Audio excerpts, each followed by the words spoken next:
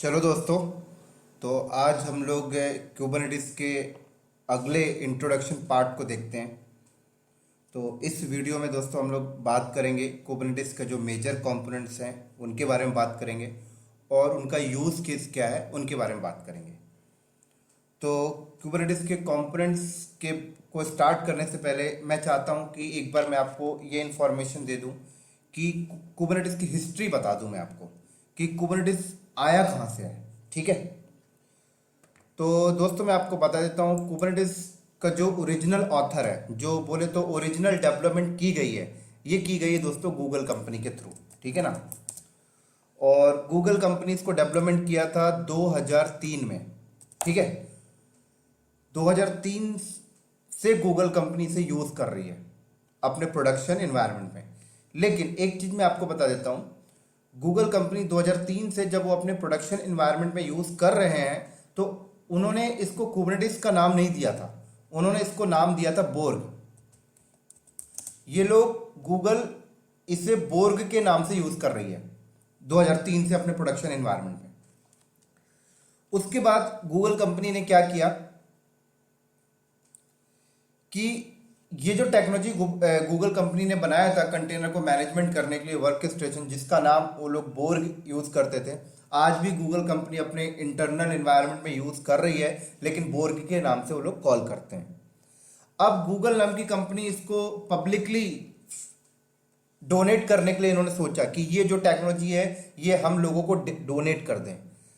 तो गूगल नाम की कंपनी ने डोनेट किया इसे, और किसको डोनेट किया मैं आपको बता देता हूं। आपके एक लिनक्स फाउंडेशन ऑर्गेनाइजेशन को डोनेट किया जो ओपन सोर्स प्रोडक्ट पे काम करती है। तो 2014 में गूगल नाम की कंपनी ने लिनक्स फाउंडेशंस नाम की ऑर्गेनाइजेशन है जो ओपन सोर्स है, उसको डोनेट कर दिया ये बोर्ग। लेकिन एक शर्त रखी यहां पर गूगल नाम की कंपनी ने, शर्त ये रखा कि आप लोग इसे बोर्ग के नाम से नहीं यूज करेंगे। राइट, तो ठीक है भाई, लिनक्स फाउंडेशन ऑर्गेनाइजेशन ने बोला ठीक है भाई, हम लोग इसको बोर्ग के नाम से यूज नहीं करेंगे, आप लोग अपना इंटरनल यूज करिए बोर्ग के नाम से। तो अब लिनक्स फाउंडेशन को मिल गया ये बोर्ग जो गूगल के डेवलपर के थ्रू बनाई गई थी। अब लिनक्स फाउंडेशन के जो डेवलपर थे, अब उन्होंने इसके ऊपर एक्स्ट्रा काम करना स्टार्ट कर दिया। जो भी थोड़ा बहुत इनको लगा कि कस्टमर के एंड से थोड़ा सा इजी बनाया जाए, तो लिनक्स फाउंडेशन के डेवलपर उस पर काम करना स्टार्ट किए। अब मैं आपको एक चीज और बता देता हूं, लिनक्स फाउंडेशन से एक बहुत ही बड़ा ऑर्गेनाइजेशन है। लिनक्स फाउंडेशन के अंदर भी एक सब ऑर्गेनाइजेशन है जिसको हम लोग कहते हैं क्लाउड नेटिव कंप्यूटिंग फाउंडेशन। तो लिनक्स फाउंडेशंस के अंदर एक सब ऑर्गेनाइजेशन है क्लाउड नेटिव कंप्यूटिंग फाउंडेशन। इस सब ऑर्गेनाइजेशन को ये रिस्पॉन्सिबिलिटी दी गई कि गूगल ने जो हमें दिया है एज अ डोनेट करके दिया है, उस पे एक्स्ट्रा मॉडिफिकेशन करिए और पब्लिक में इसे as a free of cost दीजिए। तो अब क्लाउड नेटिव कंप्यूटिंग फाउंडेशन के जो डेवलपर्स थे, इन्होंने उसके ऊपर काम किया, कुछ एक्स्ट्रा मॉडिफिकेशंस किया, और देन उसके बाद 2015 में इसे कुबरनेटिस के नाम से लॉन्च कर दिया। 2015 में कुबरनेटिस के नाम से इसे मार्केट में लॉन्च कर दिया विथ ओपन सोर्स। तो अब ये कुबरनेटिस का जो सोर्स कोड है वो टोटली ओपन है, और गूगल नाम की कंपनी ने अपना इंटरनल के वो बोर्ग ही रखा। राइट, तो अब पब्लिकली हम लोग जो यूज कर रहे हैं वो कुबरनेटिस यूज कर रहे हैं। लेकिन कुबरनेटिस का जो ओरिजिनल ऑथर है देखा जाए तो गूगल है, गूगल के डेवलपर ने इसे बनाया जो गूगल यूज कर रहा था। लेकिन गूगल को लगा कि अब इसे पब्लिकली फ्री किया जाए, तो उन्होंने लिनक्स फाउंडेशन को डोनेट कर दिया। और लिनक्स फाउंडेशन जो ऑर्गेनाइजेशन है ये ओपन सोर्स ऑर्गेनाइजेशन है, ये ओपन सोर्स प्रोडक्ट पे काम करते हैं। तो लिनक्स फाउंडेशन के अंदर सब organisation, cloud native computing foundation, इनके डेवलपर्स उस पर काम किए, और सन 2015 में कुबरनेटिस के नाम से ओपन सोर्स प्रोडक्ट के तौर पे इन्होंने इसको मार्केट पे लॉन्च कर दिया। और जब इसे लॉन्च किया था तो इसका वर्जन जो था वर्जन 1.0 ये वर्जन आया था पहले। और आज 2020, आज क्या चल रहा है 2020 में 25 मार्च को 25 मार्च को इन्होंने इसका वर्जन 1.8 लॉन्च करके दे दिया। ठीक आज से 35 दिन पहले एक लेटेस्ट वर्जन आया है। और इसी तरीके से अब फर्दर जो भी वर्जन को लेके अपडेट करना है, कुछ भी करना है, वो लिनक्स फाउंडेशंस के डेवलपर कर रहे होते हैं। अब गूगल के डेवलपर इस पे नहीं कर रहे काम। हाँ, लिनक्स फाउंडेशन के डेवलपर को कुछ दिक्कत होती होगी तो गूगल के डेवलपर से हेल्प लेते होंगे जरूर, क्योंकि ओरिजिनल ऑथर तो गूगल ही है। लेकिन अब इसका पूरा करता धरता जो है वो लिनक्स फाउंडेशन के अंदर जो सब ऑर्गेनाइजेशन है, क्लाउड नेटिव कंप्यूटिंग फाउंडेशन, ये मैनेज कर रहा है पूरा का पूरा कुबरनेटिस को। और इसके एग्जाम्स भी यही कंडक्ट करता है, जिसको आप लोग बोलते हो CKA exam, certified Kubernetes administrator. ये एग्जाम्स भी cloud native computing foundation provide करता है आज के टाइम पे। मैं लिख देता हूं इसका फुल फॉर्म।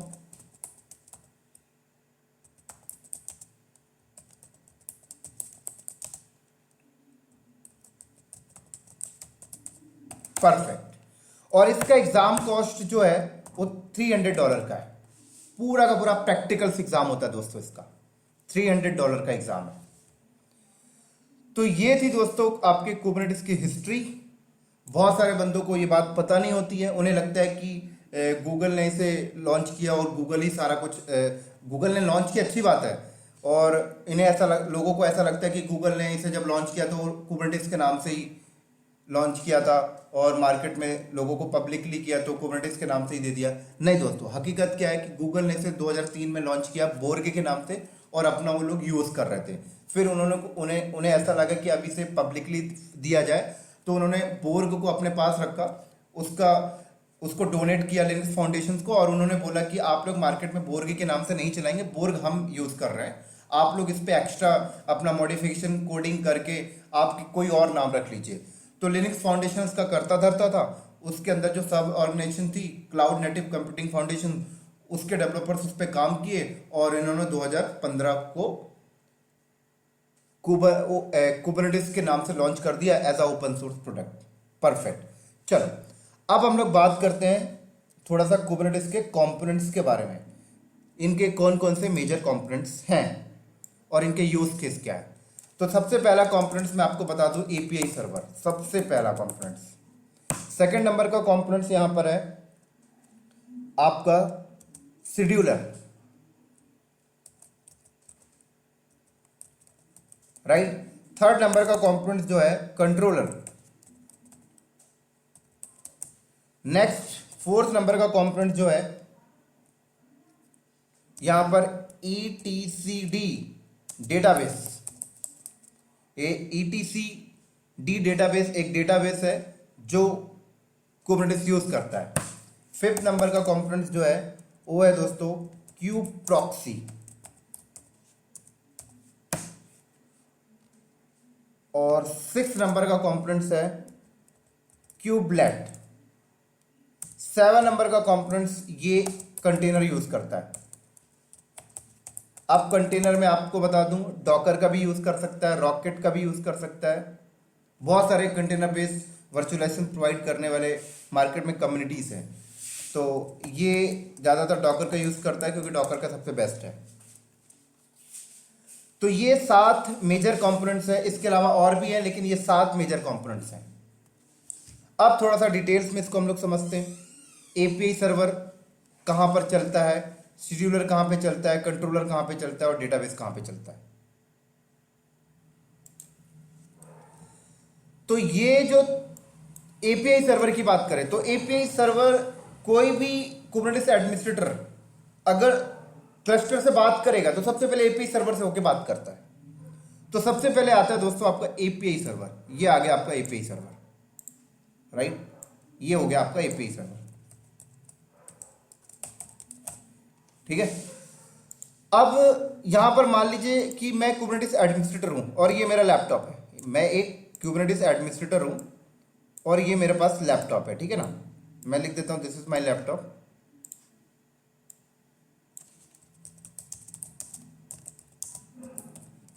अगर मुझे क्लस्टर से बात करनी है तो मैं एपीआई सर्वर से होके बात करूंगा। क्लियर? चलो अब बात करते हैं, थोड़ा सा और बात करेंगे एपीआई सर्वर पे, अभी होल्ड रखते हैं। अब बात करते हैं शेड्यूलर, कंट्रोलर और डेटाबेस की। तो ये जो शेड्यूलर है और कंट्रोलर है और जो डेटाबेस है, ये कहां पे चलते हैं? तो आप ऐसा भी कर सकते हैं कि शेड्यूलर, कंट्रोलर और डेटाबेस आप तीनों को एक मास्टर नोड पे रख लें। आप ऐसा भी कर सकते हैं कि शेड्यूलर को आप अलग नोड पे रख दें, कंट्रोलर को अलग नोड पे रख दें और डेटाबेस को अलग नोड पे रख दें, ऐसा भी कर सकते हैं। लेकिन मैं, ये मेरा शेड्यूलर चल रहा है और ये मेरा कंट्रोलर चल रहा है। फॉर एग्जांपल ये मेरा शेड्यूलर है और ये मेरा चल रहा है कंट्रोलर।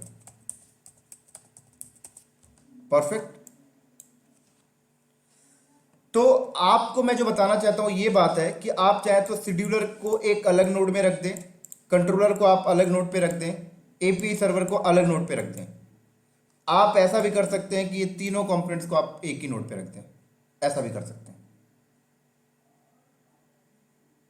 राइट? तो ऐसा समझिए कि ये तीनों कंपोनेंट्स को मैंने क्या किया, एक नोड पे रख दिया और मैंने बोला this is my master node.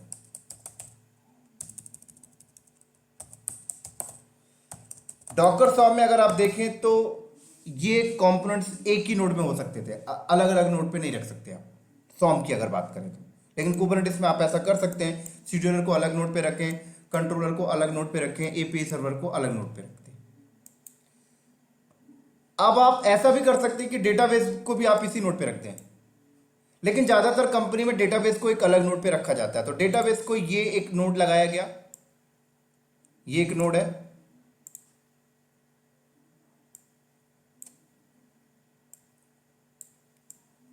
और इस पे डेटाबेस चल रहा है। कौन सा डेटाबेस यूज कर रहा है ये? डेटाबेस। परफेक्ट। अब इस सबका यूज केस भी बताऊंगा मैं आपको। ये लो, अब ये यहां पे आ गए आपके वर्कर नोड, ठीक है। ये हो गया आपके वर्कर नोड, वर्कर नोड 1 हो गया, और ये हो गया आपका वर्कर नोड 2, और ऐसे further worker node number of हो सकते हैं। तो यहां पर मैं लिख देता हूं ये वर्कर नोड 1 हो गया मेरा, ये हो गया मेरा वर्कर नोड 2।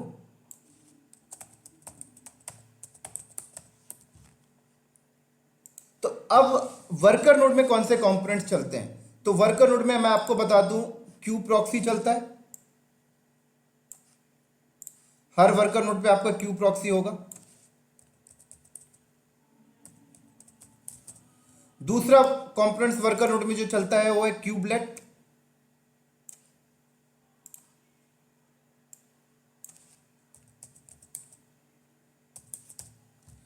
तीसरा कंपोनेंट्स जो आपका होता है वर्कर नोड में वो है कंटेनर, राइट। तो रॉकेट भी यूज कर सकते हो या डॉकर, तो यहां पर मैं यूज कर रहा हूं डॉकर, तीसरा कंपोनेंट जो हर वर्कर नोड पे चलेगा। सेम चीज यहां पर भी ऐसे ही होगा। इस वर्कर नोड में भी आपका ये कंपोनेंट्स हो गया क्यू प्रॉक्सी।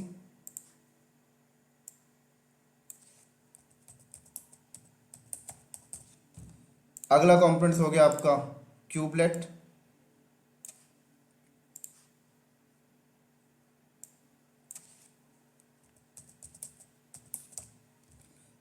अगला कंपोनेंट्स हो गया आपका डॉकर।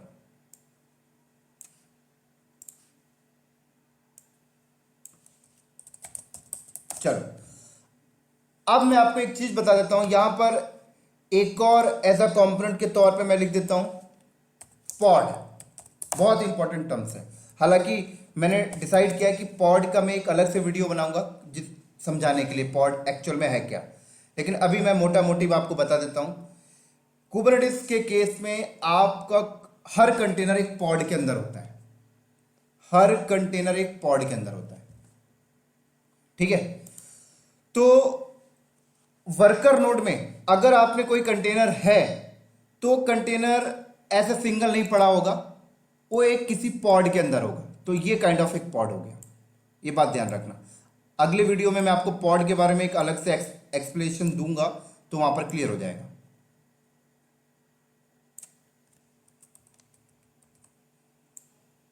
ये कंटेनर है और ये कंटेनर क्या है, एक पॉड के अंदर है, ऐसे समझ लीजिए। ठीक है, ये लीजिए।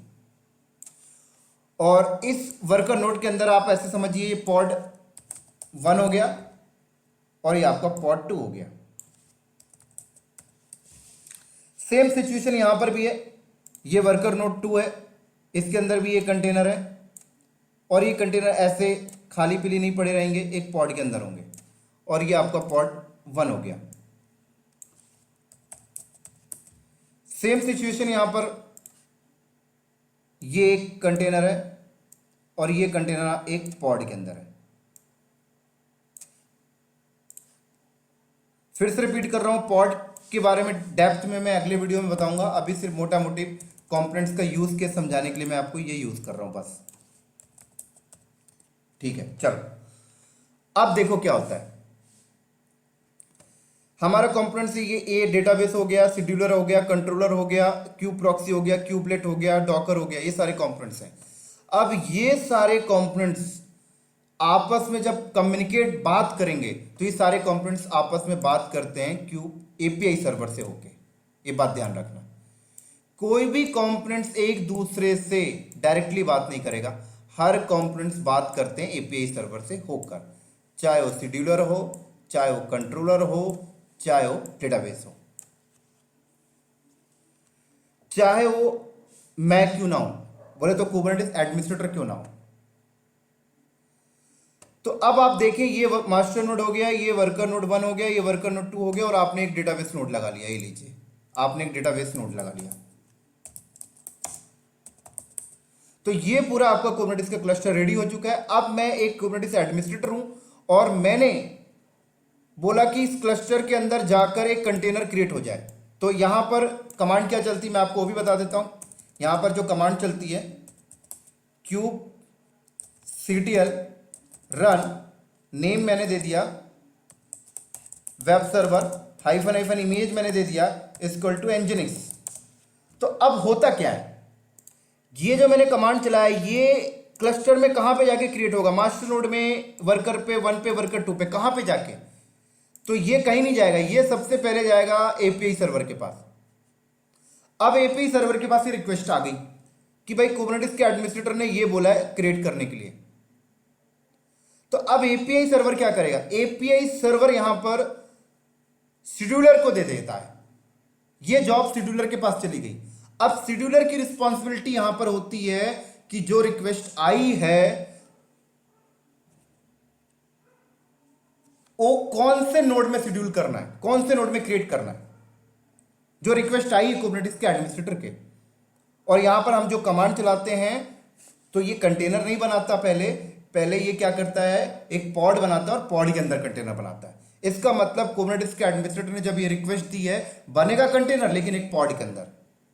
तो एपीआई सर्वर नहीं बनाता, एपीआई सर्वर शेड्यूलर को दे देता है, शेड्यूलर शेड्यूल करेगा वर्कर 1 पे डालना है या वर्कर 2 पे डालना है, या मास्टर नोड पे ही डाल देना है, या और भी वर्कर है वहां पे डालना है। तो शेड्यूलर डिसाइड करता है कि कुबरनेटिस एडमिनिस्ट्रेटर के एंड से जो रिक्वेस्ट आ रही है वो क्या किसी स्पेसिफिक कॉन्फ़िगरेशंस की है, क्या स्पेसिफिक खाली रैम चाहिए, तो वो देखेगा कौन से वर्कर नोड पे खाली रैम पड़ी हुई है उतनी जीबी की, तो वहां शेड्यूल करेगा। तो मतलब ये जो रिक्वेस्ट कुबरनेटिस के एडमिनिस्ट्रेटर के एंड से आ रही है, इसकी जो शेड्यूलिंग है वो कौन से नोड में करनी है, ये आपका शेड्यूलर डिसाइड करता है। मान लेते हैं कि शेड्यूलर ने बोला वर्कर 1 पे करना है, तो अब शेड्यूलर जाएगा क्या वर्कर 1 पे शेड्यूल करने, नहीं दोस्तों, शेड्यूलर इन्फॉर्म करेगा क्यूबलेट को जो हर वर्कर नोड में चल रहा है। तो शेड्यूलर यहां पर क्या करेगा, आपका शेड्यूलर एपीआई सर्वर से होकर क्यूबलेट को इन्फॉर्म कर देगा कि भाई आप अपने वर्कर नोड पे ये फलाना पॉड बना दो। तो अब क्यूबलेट क्या करेगा, अब क्यूबलेट की रिस्पॉन्सिबिलिटी होती है कि इस नोड के अंदर एक पॉड बनाना है, पॉड के अंदर एक कंटेनर। तो अब क्यूबलेट क्या करेगा, क्यूबलेट तो पॉड क्रिएट कर देगा, लेकिन पॉड के अंदर कंटेनर कौन बनाएगा? अब कंटेनर बनाने की रिस्पॉन्सिबिलिटी किसकी है? तो कंटेनर बनाने की रिस्पॉन्सिबिलिटी डॉकर की होती है यहां पर, या आप रॉकेट यूज कर रहे हैं तो रॉकेट की होगी। तो क्यूबलेट क्या करेगा, डॉकर को इन्फॉर्म करेगा और डॉकर को बोलेगा कि तू कंटेनर, एक पॉड मैंने बना दिया है और इस पॉड के अंदर तू एक कंटेनर बना दे, इसमें एनजीनिक्स इमेज डाल दे। तो ये रिस्पॉन्सिबिलिटी डॉकर को दे दिया। किसने दिया? क्यूबलेट ने। तो अब डॉकर क्या करेगा, डॉकर अपनी एनजीनिक्स की इमेज को पुल करेगा, अगर हब होगा तो हब से पुल करेगा, प्राइवेट रजिस्ट्री तो वहां से पुल करेगा और पुल करके एक कंटेनर बनाएगा, उसके अंदर इमेज डिप्लॉय करेगा और उसके बाद क्यूबलेट को इन्फॉर्म कर देगा कि मैंने ये काम कर दिया। अब जैसे ही क्यूबलेट को इन्फॉर्म कर दिया, अब क्यूबलेट क्या करेगा, अब इसी के साथ साथ क्यूबलेट यहां पर क्या करेगा, वापस रिस्पांस दे देगा। किसको रिस्पांस दे देगा? शेड्यूलर को। शेड्यूलर को बोलेगा भाई मैंने काम कर दिया है। अब यहां पर एक चीज और है, यहां पर क्यू प्रॉक्सी भी है। क्यू प्रॉक्सी यहां पर क्या काम करेगा? क्यू प्रॉक्सी यहां पर क्या काम करेगा, मैं आपको बता देता हूं कि जो पॉड क्रिएट हुआ था, पॉड की जो नेटवर्क से रिलेटेड मैनेजमेंट है वो क्यू प्रॉक्सी करेगा, नेटवर्क से रिलेटेड। तो शेड्यूलर क्या करता है, शेड्यूलर क्यू प्रॉक्सी को इन्फॉर्म कर देता है कि भाई क्यूबलेट को बोला गया एक पॉड बनाने के लिए, आप उस पर नेटवर्क दे दीजिएगा। तो यहां पर क्यू प्रॉक्सी भी क्या करता है, इस पॉड को एक आईपी दे देगा और उस आईपी की इंफॉर्मेशन फिर वो क्या करेगा, शेड्यूलर को अपडेट कर देगा। ऐसे चलता है। अब शेड्यूलर क्या करेगा, अब शेड्यूलर क्या करेगा, शेड्यूलर क्या करेगा, एपीआई सर्वर के थ्रू, एपीआई सर्वर के थ्रू वो क्या करेगा, शेड्यूलर यहां पर, शेड्यूलर एपीआई सर्वर के थ्रू डेटाबेस को इन्फॉर्म कर देगा कि भाई इस वर्कर नोड में एक पॉड बन गया है। तो डेटाबेस क्या करेगा, अपने डेटाबेस में उसकी इंफॉर्मेशन रख लेगा। और इसी के साथ साथ शेड्यूलर कंट्रोलर कंपोनेंट्स को भी इंफॉर्म कर देगा, एपीआई सर्वर से होकर, डायरेक्टली नहीं, ये कंट्रोलर को इन्फॉर्म कर देगा कि इस वर्कर नोड में एक पॉड चल रहा है। तो अब कंट्रोलर जो कंपोनेंट्स है उसकी जॉब स्टार्ट हो जाएगी। अब कंट्रोलर की रिस्पॉन्सिबिलिटी होगी कि उस वर्कर नोड में जो पॉड चल रहा है उस पॉड को हमेशा रन रखना है। कल को अगर वो पॉड डिलीट होता है तो कंट्रोलर वापस से उसे रिक्रिएट करवा देगा। तो अब सारा का सारा काम कंट्रोलर का हो जाता है इसके बाद। तो इस तरीके से दोस्तों ये सारे के सारे कंपोनेंट्स काम कर रहे होते हैं। उम्मीद करता हूं कि आपको समझ में आ गया होगा। क्लियर? तो ये मेजर कंपोनेंट्स थे दोस्तों जो कुबरनेटिस क्लस्टर पे यूज होते हैं, और इसी तरीके से इस वीडियो को मैं यहीं पर स्टॉप करता हूं। अगले वीडियो में मैं आपको पॉड के बारे में एक्सप्लेनेशन दूंगा डेप्थ में, पॉड, क्योंकि पॉड का कॉन्सेप्ट क्लियर होना बहुत ज्यादा है। अभी तो सिर्फ मैं आपको इस कंपोनेंट्स को एक्सप्लेन करने के लिए पॉड टर्म्स को यूज किया, लेकिन अगले वीडियो में मैं आपको पॉड को बहुत ही डेप्थ में बताऊंगा जिस तरीके से मैंने कंपोनेंट्स को डिस्क्राइब किया। तो ठीक है दोस्तों, मिलते हैं फिर नेक्स्ट वीडियो में, तब तक के लिए बाय बाय।